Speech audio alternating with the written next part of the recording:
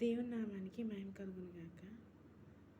ఒకసారి యేసుక్రీస్తు ప్రభువారు సముద్రంలో దోణిలో ఉన్నారు. దోణిలో ఉండి అప్పుడు పేతురు ఒడ్డునున్నాడు.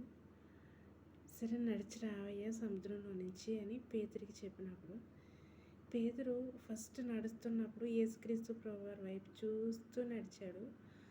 సరిగ్గా సముద్రంలో సగం దూరం వెళ్ళేసరికి ఇక సముద్రం వైపు చూడడం మొదలుపెట్టాడు. అలా ఎప్పుడైతే చూశాడో నేనా సముద్రంలో నడిచేస్తున్నానా అని అనుకున్నాడు. ఎప్పుడైతే అలా అనుకున్నాడో మునిగిపోవడం మొదలుపెట్టాడు.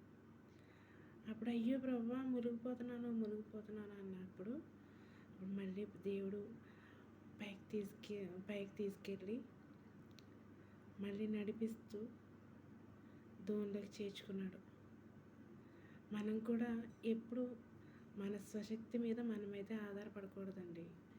మనం దేవుని మీద ఆధారపడినప్పుడు దేవుడితోనే నడవాలి.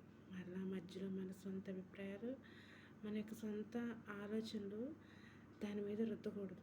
అది రుద్దితే అది ఖచ్చితంగా ఫెయిల్ అయిపోతుంది. మనం మునిగిపోతామండి. మనం దేవుని వైపు చూడకుండా కనుక నా స్వశక్తి మీద నేను వెళ్తున్నాను అని అనుకుంటే మనం ఎందుకు పనికిరాము. అది నేను ఖచ్చితంగా చెప్పగలను. ఆమేన్.